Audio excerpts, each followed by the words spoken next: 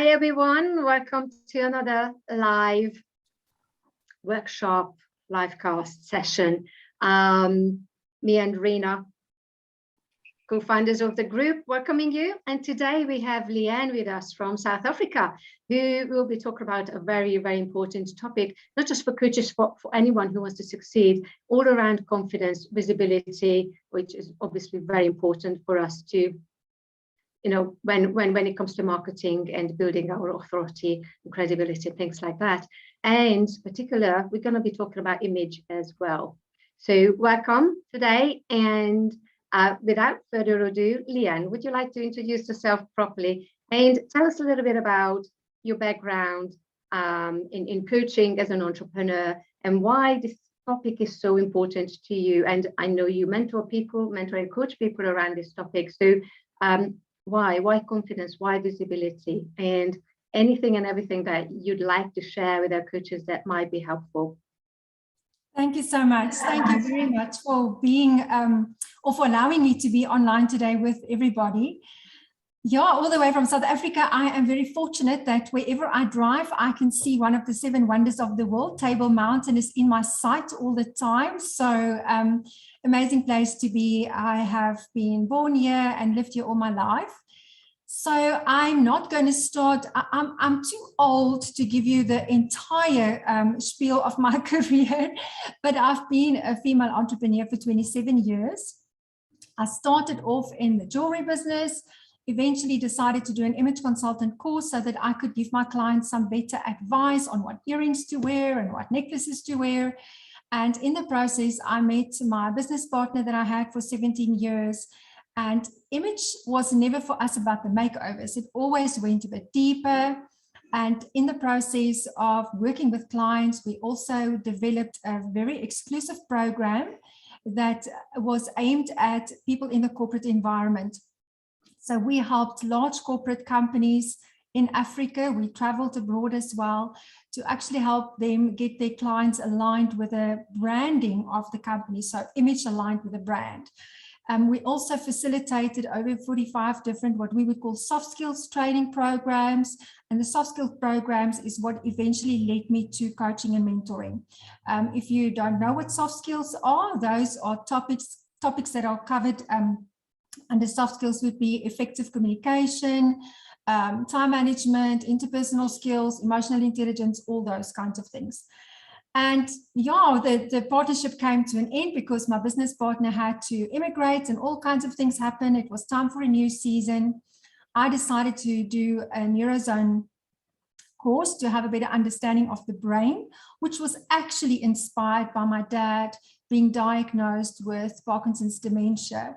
And little did I know that it was going to be the foundation of my business now, where I coach and mentor women. And my main aim is really to focus on self-worth and confidence, purely because it is a journey that I had myself.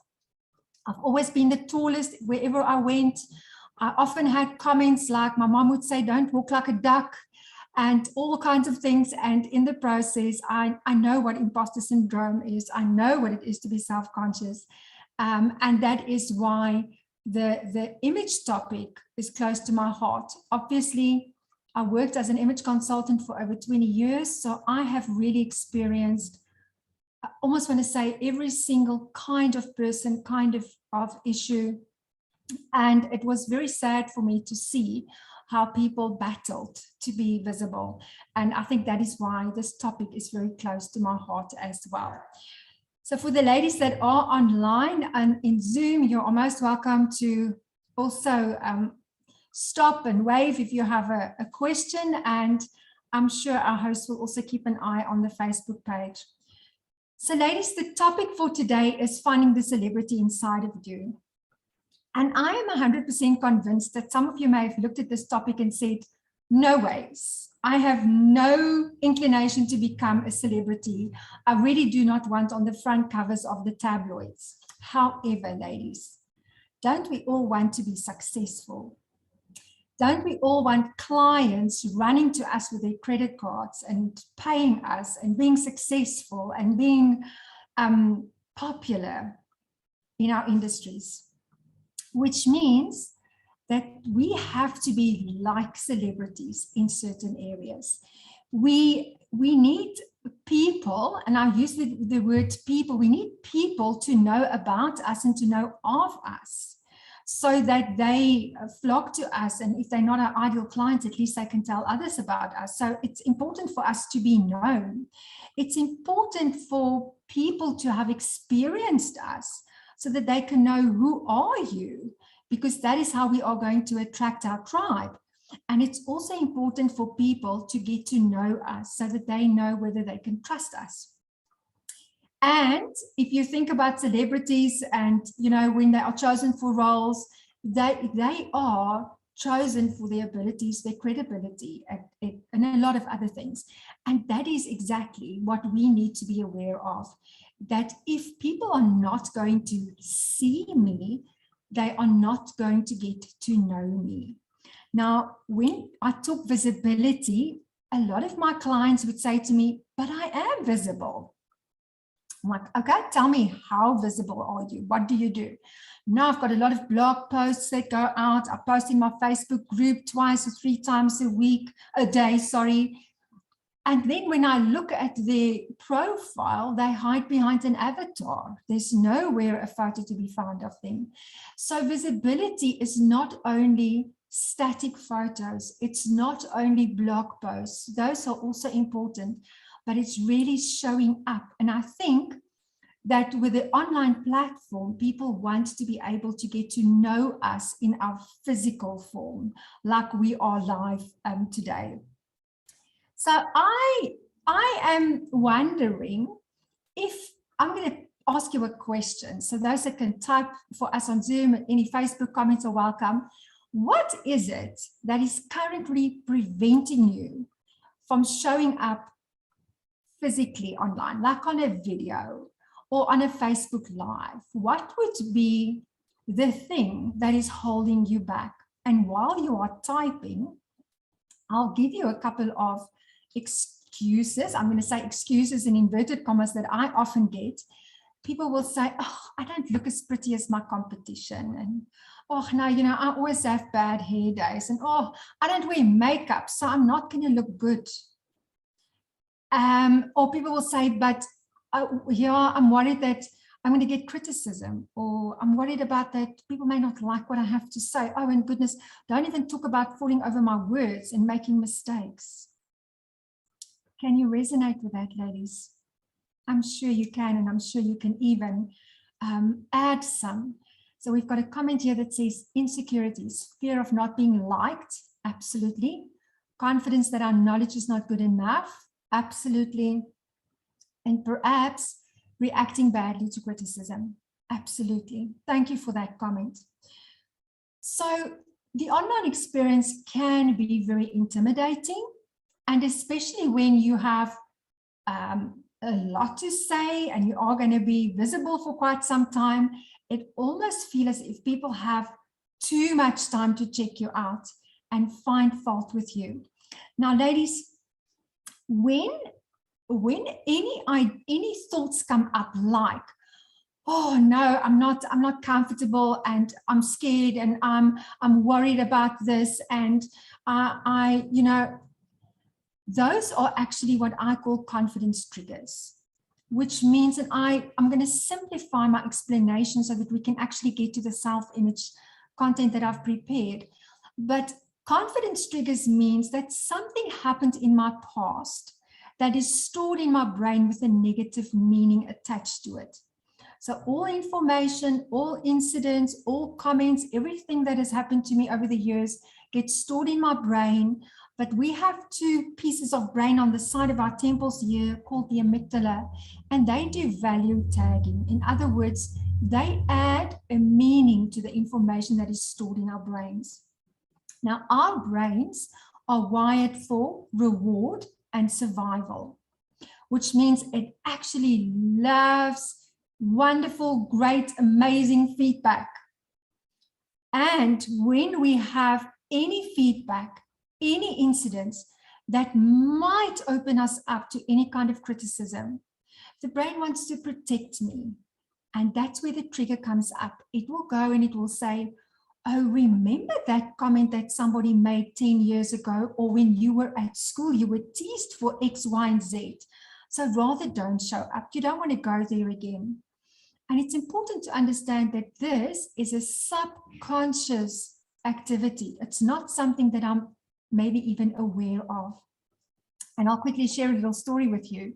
When I was in primary school, one of my teachers one day said to a colleague, pointed at me and he said, do you see that girl? Does she not look like Barbara Streisand? Now, I have to confess, I looked very different when I was a school-going teenager. In fact, it was primary school, so I wasn't even a teenager yet. So I had absolutely no idea who Barbara Streisand was. I went home. My mom somewhere in that week found a picture and showed me, and I wanted to die. Because as a child, the only thing I noticed about beautiful, attractive Barbara Streisand was her nose. And I then suddenly realized I need to go back to school and I can't actually get rid of my nose. It's not invisible. And it had such a bad impact on me. I literally, and as I said to you, I was always the tallest. I literally didn't want to show my face in public. Those are things, just a silly example. It could have been that somebody made a complete silly comment, meant as a joke or unintentional comment, and yet it was something that your brain wiring stored as a warning. So ladies, what I want to say to you is be aware that when you have that feeling of, oh no, I can't go online, I can't be visible because of X, Y, and Z, it doesn't mean that you are pathetic. It doesn't mean that you are maybe not good enough. It just means that information has been stored in your brain that is standing in your way. And today is not the day that we're going to talk about that. I know there's a lot of you that do mindset work. I just want you to be aware of the fact that as much as we do mindset work, we forget that our self-image and our appearance is part of that mindset, and that we do have those confidence triggers that hold us back. So I'm curious to know if you want to just type in the comments for us, if there was any incident in your past that you suddenly remember where somebody criticized a particular physical trait that you have, or that made a comment about weight or your hair or clothing that you wore, then I would love for you to share that with us. Okay, and while you are sharing, somebody says here, my husband keeps teasing me about my nose too. I hope you are over that. You know, it is a question of, I can't hide it, so what am I going to do about it? And I know my husband always say, just get over it. But if it only is that simple. But ladies, while you are just reminiscing and thinking about what could have influenced your, almost want to say, let's call them confidence triggers, I wanted to mention something to you. And I want to say to you that we look at ourselves through lenses that are filtered with judgment and prejudice. And a lot of the prejudice comes from what we see in the media. And I'm not saying social media, I'm just saying media in general, which says that if you're not perfectly built, and if you are not beautiful, and if you don't have the character traits of a beauty queen, rather don't show up. And we tend to focus, when we look in the mirror, we tend to focus on that which is not pretty, or that which we don't like about ourselves.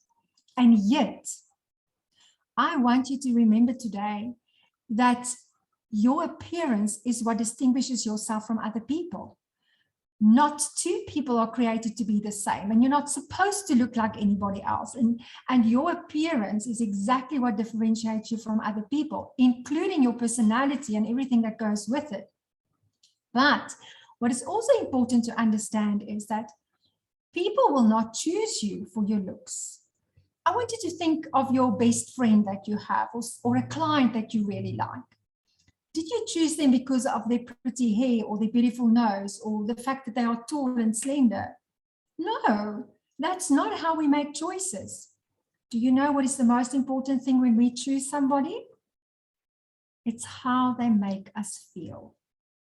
And now I want to add a shocking piece of information for you. The more I'm worried about what do I look like, the more the focus subconsciously is on me and not on other people. Let me explain to you. Let's say I have a face-to-face interaction with somebody and I don't feel very confident about my appearance and my looks, and I'm worried about my broad hips and I'm worried about my Barbra Streisand nose. So what happens while I'm sitting in front of that person, or while I'm even online, I'm like worried about what will they say about my nose. I hope I did the makeup good enough so that my nose is not that prominent. Sure, I wonder if my top is still covering my hips, and I'm constantly concerned about what are people noticing about me. When I get to the point of self-acceptance, realizing that people are not going to choose me, judge me, like me or dislike me for what my hair looks like, for what my nose looks like, for how broad my hips are, how small my boobs are, or vice versa. That's what I call self-acceptance. And then when I can just be comfortable about, this is me, this is who I'm created to be, I can now put the focus on the other person. And that is where we start making people feel special. And as a coach, is that not exactly what I want? I want people to feel special and create a connection coming from that point, and not be so worried about, am I dressed correctly? You know, is the hair okay? Is the lipstick okay? And everything else that goes with it. So ladies, is there anything that you prefer to disguise? Is there anything that you wish you never had? I'm sure the list would be very, very long. Today, I want to invite you to start accepting yourself. And now I am going to, you've got gentlemen too. Oh, goodness, I'm sorry. Gentlemen included. Not only women, gentlemen included, absolutely. With gentlemen, the issues might be a little bit more different than with women. But the bottom line is, men are also wired with a sensitive side. Men are also wired with, you know, if I may say this, men would be very worried about how attractive they are. So, and women want to be pretty, and it's nothing wrong with that. So I just want to say that with what is out in the media, with what we are confronted with what we are reading and seeing and what we're facing every day, we get very confused about what is acceptable and what isn't acceptable. And I decided that today I want to share information with you about what I call style personalities. So as a youngster, I remember my mother bought my clothes. So I was sort of forced to wear whatever I was given to wear. I also know that we were given hand-me-downs at some point, you know, clothes in good quality. So you will just wear whatever you are given by others. And then there were also very strict rules. I was not allowed to wear brown. I was not allowed to wear black. I was not allowed to wear certain clothing styles. And then you grow up as a teenager, and now you are exposed to fashion, and you know, you want to look like your friends, and you try things and you wear things that you're not comfortable in, but you can't not be excluded, or you can't feel excluded from what is fashionable. Then the boyfriends come along and they dictate what they want us to wear, and then comes the husbands, and eventually it's a whole confused business that we actually have. So I want us to today look a little bit at what is my personal preference for an appearance, so that you can start becoming more comfortable with the choices of clothing that you make. That you do not have to look around and say, am I supposed to wear a jacket? Am I not supposed to wear a jacket? Am I supposed to wear a dress? Am I not supposed to wear a dress? But I don't feel comfortable in these things. So style personality today may confirm for you that what you like is okay, or you may actually make a discovery. So I'm going to share the categories that we work with you. And I just want you to remember, people will often say to me, but I'm one style personality when I visit a corporate client, and I'm a different style personality when I'm at home. we all have at-home clothes, going out clothes, evening wear preferences. And you will make your choices for that within your style personality. So it is not as if you're going to move from one style personality to another. You have a dominant style personality, and there will be the influence of something else. So I'm just going to explain to you what these style personalities are. And then afterwards, I will explain to you how you can actually now make the best of this information that I'm sharing with you. All right, so let's start with the natural style personality. For the natural style personality, the key word is comfort. Whatever clothing style, shoes, accessories, hairstyle they choose, it's all about comfort, no fuss. And preferably, they do not like to stand out in a crowd. So for women, it would be wash and wear hairstyles. It would be the absolute least accessories, possibly a pair of earrings with which they can sleep, shop, go out and do whatever. For gentlemen, it will go as far as even not enjoying wearing a wedding ring. Clothes will be a comfortable fit, a loose fitting fit. It will also be natural fibers that, is ease of movement and breathing. And for them also, they do not do very bright colors. They prefer neutral colors like cream and white and grays and blues and blacks and creams, nothing that is in your face at all. Shoes, absolute comfort. Tackies, flip-flops, anything that supports the feet. And for them, it's not about what matches what. They just want to be comfortable at all times. Now, I'm going to use a pair of denims as an example. The natural style personality would choose denims that are a slightly looser fit, and they will wear a t-shirt with that and will have a sweater to add for warmth. That's the typical, and I'm doing possibly an extreme example, but just to give an example of what the natural style personalities will do. For women, they don't do makeup. They definitely don't like handbags. They would rather go to the cafe with their purse and their keys in their hands. Okay. Right, ladies, I hope there are some of you out there that can resonate with this. And gentlemen, my apologies. And then let's look at the classic style personality. The classic style personality's key word is structure and timeless.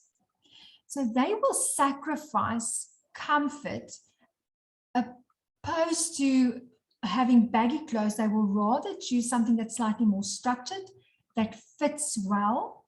And when I say timeless, it doesn't mean that they will not choose something that's trendy, but something that they can wear more than one season. They love to mix and match. They choose their clothes safe enough that they know one top or one shirt can match a variety of bottoms in their wardrobe. They're not scared of color. However, if they do choose color, they would choose a bright color, but then team it up with a neutral color. So let's say it would be a bright green, then it will go with a black or a gray bottom, for instance, if that's a top and a bottom.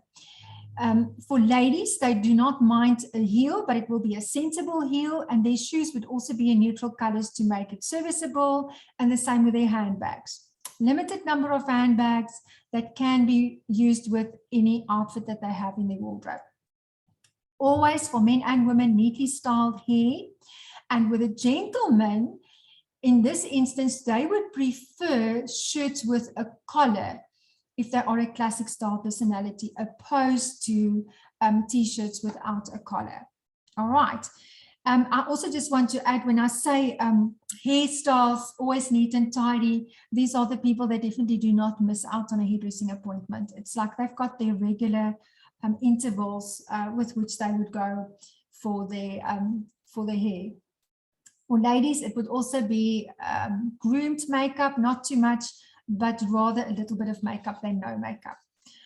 Now, if I take the classics, for instance, in a pair of jeans, for women, it would be the typical wider leg, bootleg jeans, dark blue. They will wear a casual shirt with it, and they'll choose for instance, a denim jacket or a casual jacket for warmth.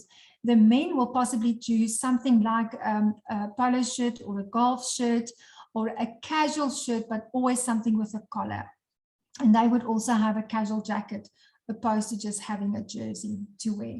All right, ladies and gentlemen, I hope you are starting to see the difference, and that you can also resonate. If you start seeing yourself in a specific style, please share with us in the comments. Then style number 3 is what we call the romantic style. And this has got nothing to do with candlelit dinners. This is just the key word for this style personality is detail. Both men and women would look for clothing styles with lots of detail. So detail can include for women anything that's lacy, sequins, embroidery, interesting buttons or stitching or pockets or flowers. For gentlemen, it will also be interesting patterns, like more tropical patterns or interesting stitching and buttons on clothing as well. Belts with interesting buckles, for instance. And for both men and women, it will include jewelry with intricate detail, interesting detail. You almost want to look at it from close by that you can see exactly what is in the design of the jewelry. Slightly more flowy clothing.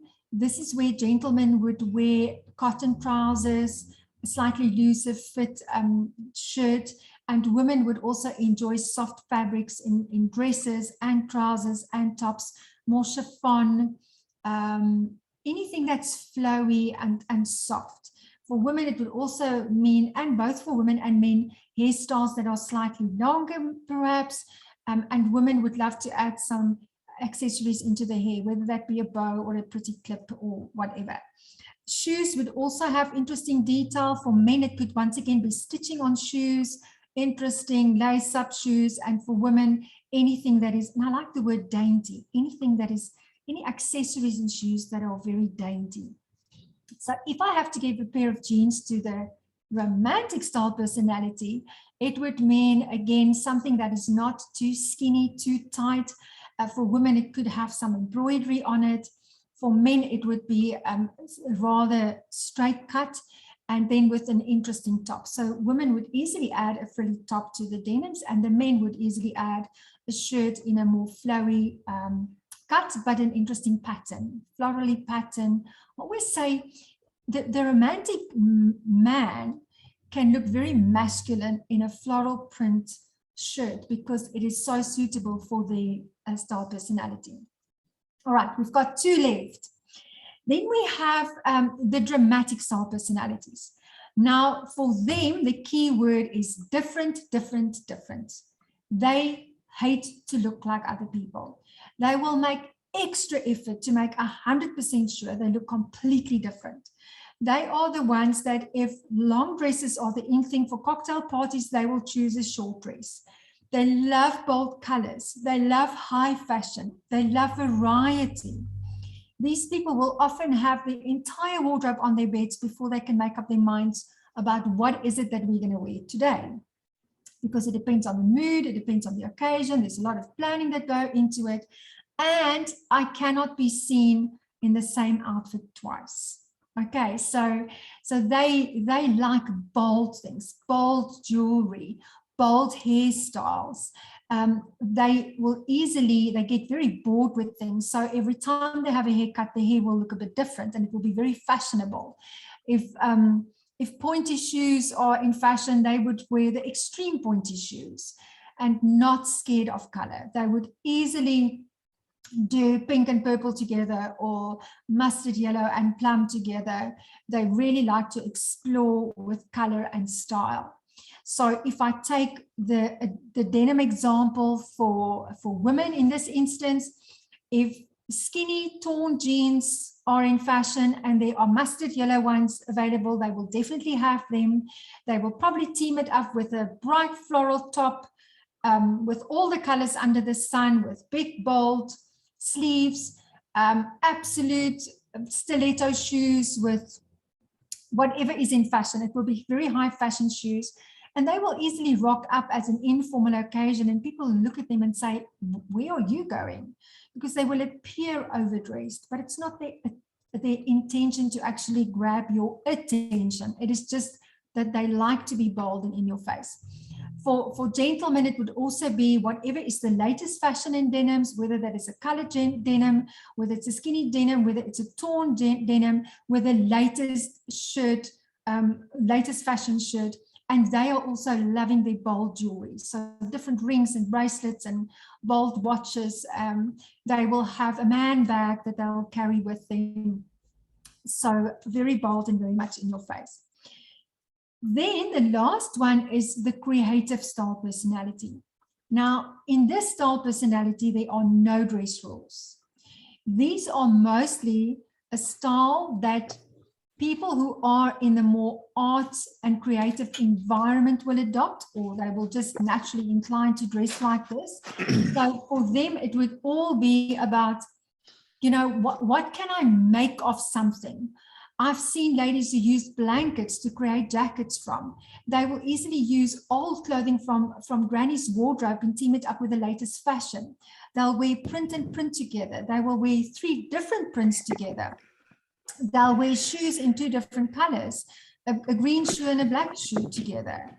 And often people will look at them and say, goodness me, have you not looked in the mirror when you left the house this morning? But they carry it with confidence. So for them, there is really no dress rule. It is whatever goes. Okay. So ladies, are you, I'm just thinking the ladies that are online with me, Deb, Larry, Alex, Rena, any comments, anything where you, I see, Eldiko, you said you tend to be more classic. So you like your more structured styles. Do you want to come offline and tell us about your favorite outfit? Oh, I do like patterns and colors and everything, but I tend to go for items that I can combine with other things I already have. So with like cardigans and tops, I tend to go for more plain things. But with my summer dresses, I think it depends on season for me. In the summer, I go completely romantic, all colors and all flowers. Okay. In the winter, I go more of a classic. Classic, good. So what I want to add now for you, you would probably find that your dominant style might be classic, but you have quite a strong secondary style that is romantic, which means that depending on the print and your clothing, so you're not scared of dresses. But once again, my guess would be that if you choose a dress, you would choose it in a style that you can wear again and again, or maybe dress up and down. Do you agree? Or not necessarily? Yeah, definitely. I definitely buy pieces that I can wear again. I still have some clothes that fitted me 10 years ago and I still wear them now. Wonderful. And I love my dresses. I've got loads of dresses. I've got all sorts of colors and patterns and everything. Yeah. Good. But it sounds like you then a classic, your dominant style a classic, and your primary style is probably quite a strong influence of romantic, but the two goes together. Definitely. Definitely. Yeah. Anybody else want to take a chance? You've got me now for a free consultation. So I don't want to put anybody on the spot. But what is the benefit of knowing this? I don't want us to go over time.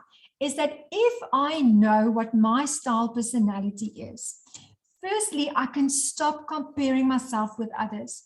I often find that natural style personality, women and men, tend to feel intimidated by people that are more dramatically dressed. So now you can actually just relax and say, you know, I'm comfortable in this clothing. I do not have to look like the person that is a classic or a romantic or a dramatic, because at the end of the day, you will be confident in the style that works for you. If you are a romantic person and you may feel that, oh goodness, I feel like I'm looking too girly, I'm not looking professional enough, you can actually just relax. Because at the end of the day, if I stay truthful to my style personality, I'm going to be comfortable in the clothing that I buy, that I choose, and that I wear. And that's what I want. I want to be comfortable in that which I am. So the biggest thing for me is the fact that if I now get criticism, I must also remember that other people will make comments about my appearance, my choice of clothing, my hairstyle, my choice of makeup based on their style personality. I have a dear friend who would easily say to somebody, surely you could have made more effort. And she's a dramatic, and she would say that to a natural style personality. But I have to understand people will judge me based on their style personality, and they don't have this knowledge that I just shared with you, which means that I then don't have to take it personal. I actually don't have to worry about what others are going to say, because I know I am truthful to myself, which is exactly what I want. I want to accept myself for who I am, for what I like, and for the fact that I don't have to try and get the acceptance and approval of everybody. And I want to say to you that my belief is we need to find our tribe. We need to find people that will resonate with us as a coach. And if I'm truthful to myself, even in my appearance, no matter what that appearance is, people will find you. They will resonate with you at the end of the day. Now, I just want to mention one other thing in conclusion. Very often people will say, but what earrings should I wear? Should I put jewelry on when I go online? You know, what are the rules? The beauty with what happened with the pandemic is it has actually given us freedom to say wherever, whatever. I remember that during hard lockdown in our country, I had meetings where the CEO of a company had to sit in his bedroom because the children were busy having homeschool in the dining room. There was no office in the house. It has made the home environment, the home office environment, far more acceptable. So that's the one thing that I want to say to you. And then secondly, there are basic guidelines when we go online, but for me, it is all about what am I comfortable in so that I can project the true me to the world. Wear the earrings that you love and that you're comfortable with.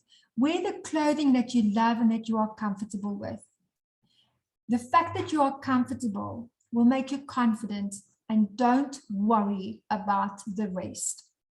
That's the main thing. There are color psychology. I didn't plan to give a whole thing on that. We don't have the time, but what I will mention to you and to Rina and Ildiko, who are the organizers here, I do have a sheet with color psychology that I'm more than happy to make available to the viewers and to your group as a guideline.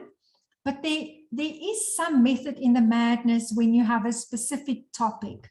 If you need to create trust in people, shades of blue, for instance, would be good. If you have difficult client that you need to work with, shades of gray and black might be good. So it is a great idea to have some color psychology knowledge, but that would be more for making a first impression. And that would be more for when I am dealing with a difficult, challenging situation that I can use color psychology. Other than that, show up, be comfortable, be yourself, and just be truthful to you, and knowing that people will choose you for how you make them feel. That is my story. So I'm ready for any questions.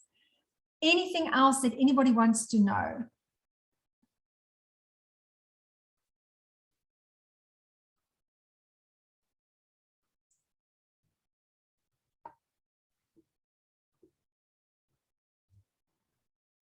Do let us know if you have any questions, put them in the chat. Thank you so much, Lianne, for sharing your story and sharing the journey and sharing this information with us.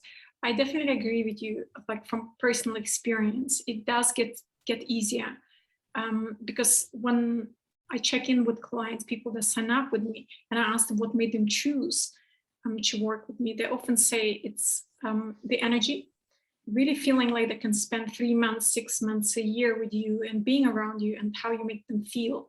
Because many coaches, they sometimes have not worked through their own baggage still.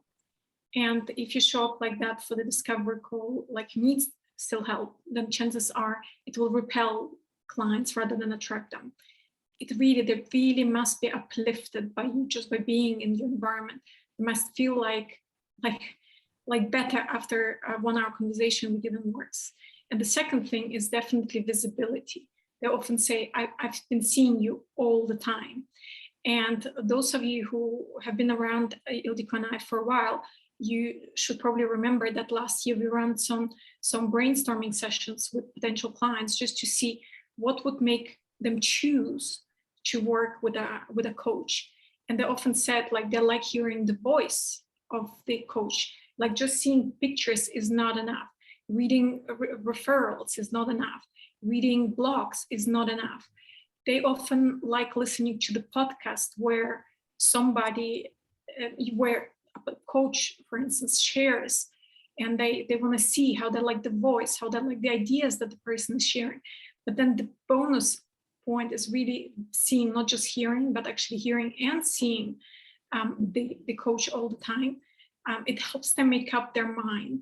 And definitely it makes it easier to convert clients in the end, because they already know you, they trust you. Because from my experience, like, somebody who's never heard of you or knows very little of you, and to sign them up just in one first conversation, it's almost like an exception than a rule, I would say. But if you've been putting yourself out there and really positioning yourself as such, what has been your experience, like from being more shy to really putting yourself out there? What has been some of the feedback you've been receiving from clients, from people that you've been working with, when it comes to your own positioning, your own presence? It's very interesting that people would normally say to me, and it's quite interesting that, Rina, you use the word energy, that people will often comment on my energy. And I think what we must never compare energy with necessarily being vibrant and out there and extroverted, but it is the energy, the intention that you put out there that people will actually make you choose you as a person. Definitely that I got as a feedback. I also had a lady, interestingly enough, if I may just share, that I've been dealing with, that would burst out into tears every time we had a live coaching session. She would not want to put a camera on, and she would refuse to actually speak. And she has not a speech impediment, but she cannot articulate certain sounds. And it's just purely because of the way she grew up. Was teased about that as a child.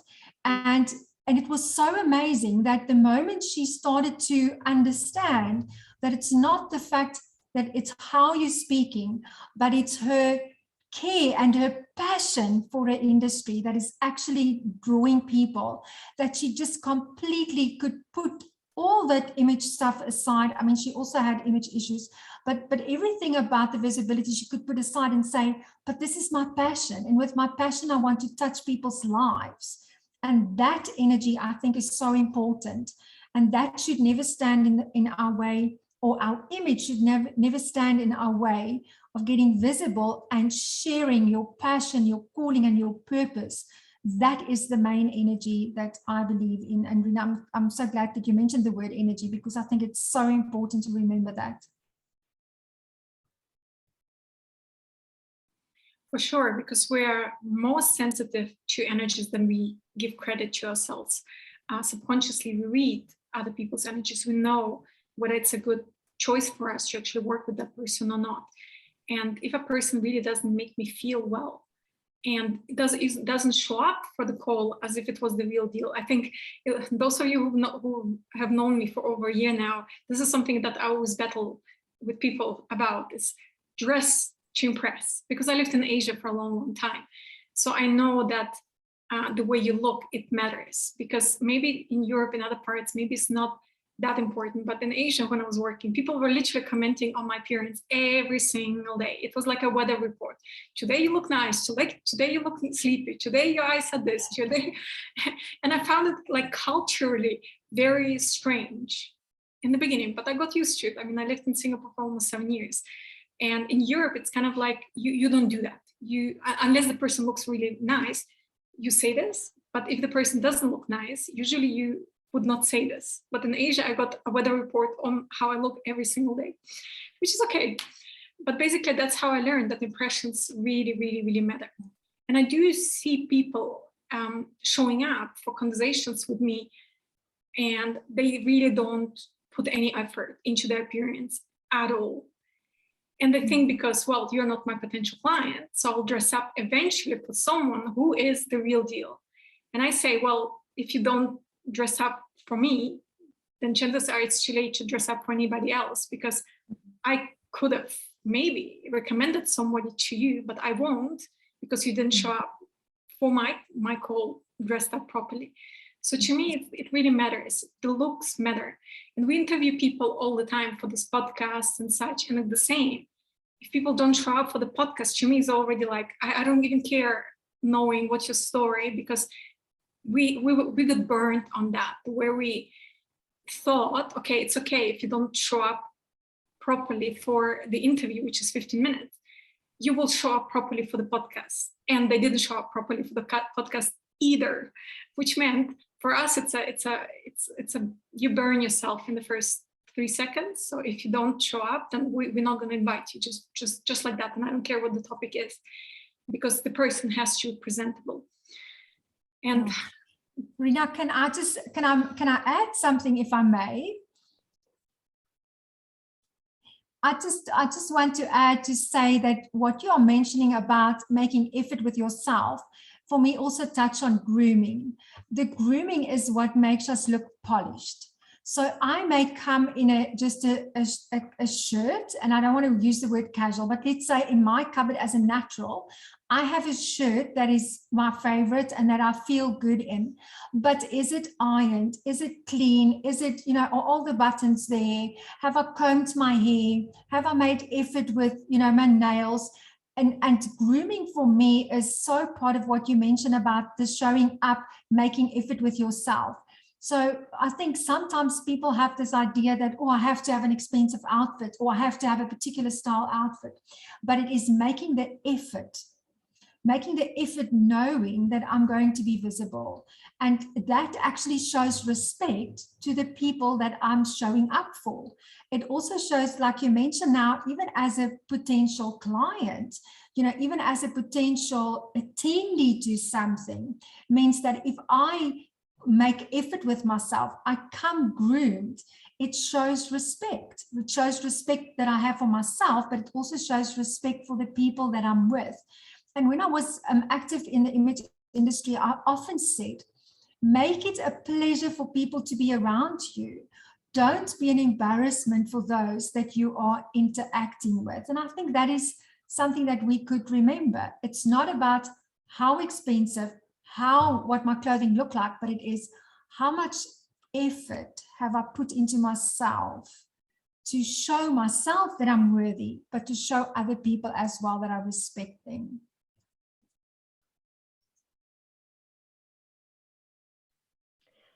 Yes, definitely, because you never get a second chance. If you burn yourself the first time, you're never gonna get a second chance. And it's so easy these days, it's just on Zoom. Like, I'm wearing this jacket. I have several jackets that I wear for my interviews, but as soon as this is over, I'm gonna take it off and I'm in my home clothes. Nobody's seeing me. But as soon as there is an appointment, something, I put it on again. So it's that easy. It's not like back then in the office where you had to dress up every single day and you had to make sure, different high heels and different dresses and such. Now it's so easy. You can literally sit basically in underwear, just dress yourself up. Isn't this the mistake that often people make? They forget they don't wear, it's so funny, that they don't wear anything underneath. So it's that easy now because we're all working from home, and still people don't make the effort. And maybe it's a kind of like, there are lots of people who have the corporate background. They're usually the ones who maybe put a bit more effort than people who don't have a corporate background. But still, you never know who the people that you're seeing. So showing up, presenting yourself is definitely worth the effort. It's worth the effort. It's worth money. And so another thing that I was going to mention, I mean, you should have seen Ildiko and I when we just started out. Having our podcasts. This was like February last year. And I remember the first time we were doing this coaching course together. And the first time I turned the camera on Zoom, I was red-faced. I was rated like a potato, because tomato is not good, tomato. And it was so scary, just being seen. But then you go live again, and you're being seen. After a while, it's just like you acclimate to it.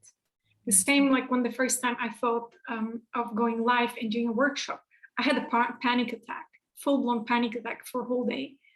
And I felt like I was going to puke.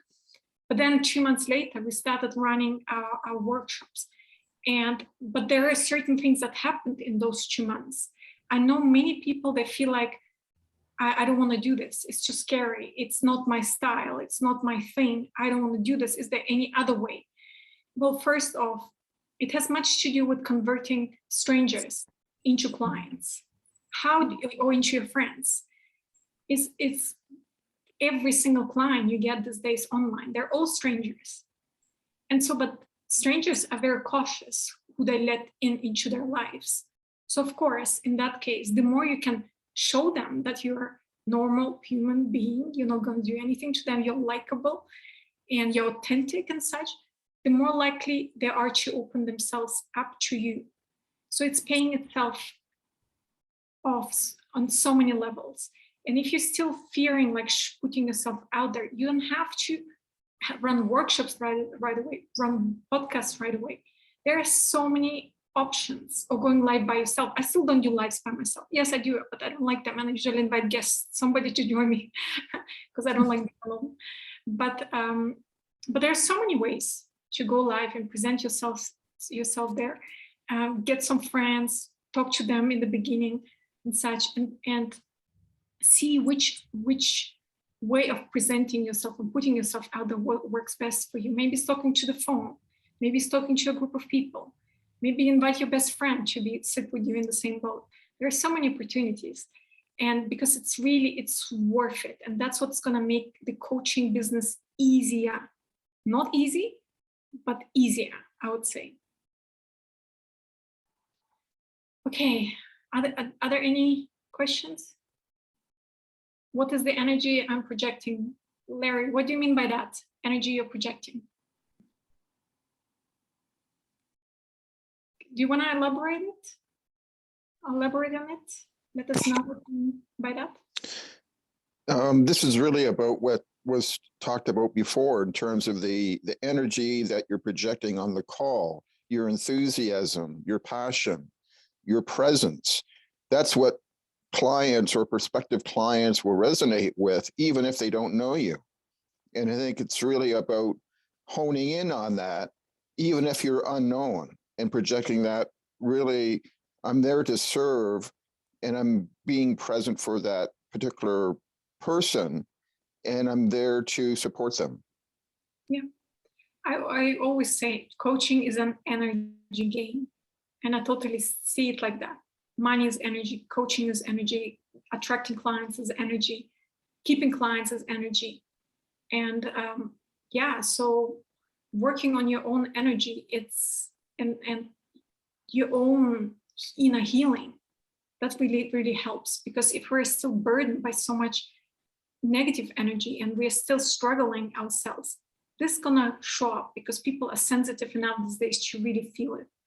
And there is no lies in energy when it comes to energy. And that's why no matter how much we try to fake it and try to kind of like be unauthentic, people these days, they can look through it very, very easily. So the more we heal, the more we kind of like build up our energies and become happier as a result. That's what attracts people, because those who struggle, that's what they're lacking in their life, right? They lack happiness, they lack joy, they lack perspective, they lack clarity. And so they come to us for all those things that they cannot get anywhere else. And we should be the like kind of like the beacon at the end of the tunnel that helps them cross to the other side. And we cannot do that if we are ourselves worse off than our clients. Okay. Any other comments? Yeah, and I had one more question. I was just thinking about my younger self, and I know there's some coaches also probably struggle with that, is that when you're not quite confident in your style and you haven't quite found it. I know when I was young, I was trying to hide myself because there was various different things I didn't like about myself, or my legs are too thick, or my belly is too big, and whatever, my nose is too big, and all that sort of stuff. So I wore black all the time. It took me a long time to find my real style that I enjoyed, as well as gave me some life, because wearing black is just all blend. Anyway, so it took me a long time. Do you have any tips for any of our members who may still be struggling to find their real style, to find that style that they feel really comfortable and confident in? How do you help your clients find their style and find that confidence in it? When I have a one-on-one mentoring session with clients, I obviously have a questionnaire that I follow, but my suggestion would be to start with color. And let's think about visibility, and let's think about being visible online. I think that is where we want to go. So the most important thing is that this part of me is going to be visible. So I need to focus on this spot. So I always say, start with color. What is the color that you feel good in? And if you don't even know that, and you have no idea about what style works for you and what you feel comfortable in, I actually send people to the shops and I tell them to go on a trying on day. You're not shopping today, you're going to try on, which means that clothing has a certain feel on my body and it has a certain look. So it is really a question of, I walk into a shop, I look at what I see, what appeals to me, what I think looks pretty to me, and I take that and I'm going to try it on. Because only once it's on my body can I feel what it feels like, and can I look in a mirror and see what it looks like. And the moment it looks great for me, it means it is speaking to me. And I know a lot of us do online shopping, and luckily we can send clothing back, if you're not a going to the shop kind of person. But that would be my advice. Start with colors that you're attracted to, and then try on as many as possible styles. What I can also just maybe emphasize for being online this part is that make sure that the colors of the things that you are wearing are comfortable. You may look at a color and think it's beautiful, but then it's got a high neck, and you're not comfortable with a high neck. So look at the collar area that is comfortable for you, and then thereafter just that you feel comfortable in it, that you don't feel you want to hide. And this is a thing that is quite important. The minute I'm trying something on, or I'm wearing something that is not my style personality, I would immediately not feel comfortable. So the secret is, am I feeling comfortable in it? And does it look good for me? That is where I'm going to start. And Rena, if I just something that I'm thinking about, you mentioned, when you go live and you prefer to have people around you. I think the best advice that I ever got, and maybe some of you have heard this already, because we want to look into the camera opposed to looking at ourselves on the screen, because then we're making eye contact. And a very amazing tip that I was given is to cut out a picture of people and stick it just next to your camera, so that at least you have an audience to speak to, even though they're not real in life. But it also helps to build that confidence of, just doing your thing. Like you said, it gets easier at the end of the day. Vika, I hope that answers your question just around the style. Yeah, that sounds fine. And that's one of the things that I always do myself. I just want to make sure that in my own view, I think I look okay or nice or whatever. Like you might have noticed I had a white cardigan and realized I've got a white background, so I took it off, so I give a bit of a color to it because I didn't like it myself. So yeah, thank you. I think it's very simple and easy to follow. Yeah, there are so much more than one can share, in terms of making sure that I'm always the focus point, that whatever I'm wearing is going to put the focus on me. So I don't want, if I've got a busy background, I don't want to be in a busy print, so that I'm blending with my background. So that would be something else that we will often say. If you are not 100% sure about what to choose to go online with, then I would say start with what I call single color items. Don't do prints, just so that you can build your confidence and that you remain the focus point and people are not distracted by your print, or that your print is competing with the background. So that's normally finer details that we go in, but I would say starting point, comfort, color that you like, and then stick to a single color to start off with. Thank you so much. It's great. Just conscious of the time now. We've had you for an hour. If you have anything else to add, please do so, guys. If you have any other questions, please share in the chat or come off mute. If someone would like to have a chat with you and find out a little bit about more stuff about the style or anything else that you can support coaches with, how can they find you? I am on Facebook under my own name, Lianne Smuts. I also have a group. Gentlemen, I'm sorry, this is a female-only group, unfortunately, but it is called the Inspire, Grow, Prosper Circle.